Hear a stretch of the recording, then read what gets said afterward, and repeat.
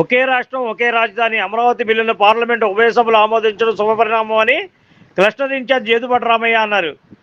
గురువారం విజయవాడ భవానీపురంలోని శివాలయం సెంటర్లో తెలుగుదేశం పార్టీ శ్రేణులు శివాలయం సెంటర్లో క్లస్టర్ ఇన్ఛార్జ్ జేదుపాటి రామయ్య ఆధ్వర్యంలో బాణసంచా కాల్చి ప్రజలకు మిఠాయిలు పంపిణీ చేశారు.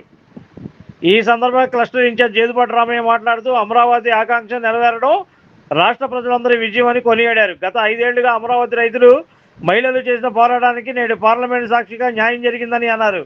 రాష్ట్ర అభివృద్ధికి అమరావతి ఏకైక రాజధానిగా ఉండాలనేదే తెలుగుదేశం, బీజేపీ, జనసేన పార్టీ నిశ్చితాభిప్రాయమని కొనియాడారు. ఈ నిర్ణయంతో ఆంధ్రప్రదేశ్ ఉజ్వల భవిష్యత్తుకు పునాది పడిందని రామయ్య తెలిపారు.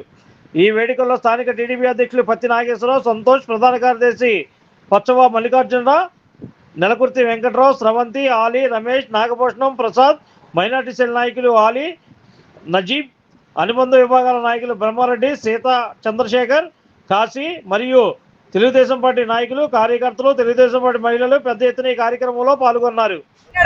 గౌరవ ముఖ్యమంత్రి వర్యులు మన ఆంధ్రప్రదేశ్ నగరానికి రాజధాని ఏకైక రాజధానిగా ఉండేటట్టు అమరావతికి ఒక భద్రత కల్పించడానికి భారతదేశ రాజ్యసభ, లోక్సభలలో బిల్లును ఆమోదించినందుకు గౌరవ ప్రధానమంత్రి వర్యులు శ్రీ నరేంద్ర మోడీ గారికి ధన్యవాదాలు తెలుపుతూ నారా లోకేష్ గారు, చంద్రబాబు నాయుడు గారు ఈరోజు అమరావతి ప్రజలకి అదేవిధంగా ఇచ్చినటువంటి రైతులకి అందరూ కూడా ధన్యవాదాలు తెలుపుతూ అదేవిధంగా ఈరోజు గౌరవ పార్లమెంట్ సభ్యులు కేసినేని శివనాథ్ గారు ప్రతి డివిజన్లో అక్కడ ఉన్నటువంటి కష్టపరిధిలో ఉన్నటువంటి డివిజన్ 41వ డివిజన్ ప్రెసిడెంట్ సంతోష్ గారు, అదేవిధంగా 42వ డివిజన్ అధ్యక్షులు మా పత్తినాగేశ్వరరావు గారు, ప్రధాన కార్యదర్శులు, ఇతర కమిటీ మెంబర్లు అందరితో, మహిళా కమిటీ మెంబర్లు అందరితో కలిసి ఈరోజు ఈ కార్యక్రమం చేపట్టడం జరిగింది.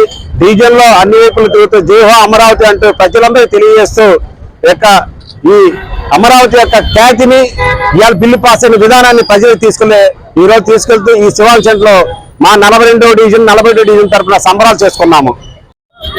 ఏదైతే రాజధానిగా అమరావతిని ప్రకటించడం, అట్లాగే ప్రధానమంత్రి నరేంద్ర మోడీ, హోంశాఖ మంత్రి అమిత్ షా గారు, అట్లాగే మన నాయకుడు చంద్రబాబు నాయుడు, లోకేష్ గారి ఆధ్వర్యంలో, మన పార్లమెంట్ సభ్యులు సిన్ని గారి ఆధ్వర్యంలో రాజ్యసభలో, లోక్సభలో చేయడం మంచి శుభపరిణామం.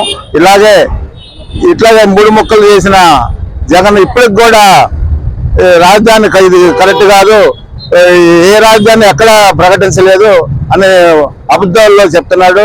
అది ఎవరు ప్రజలు నమ్మొద్దని కోరుకుంటున్నాను. Like, subscribe and press the bell icon for new updates.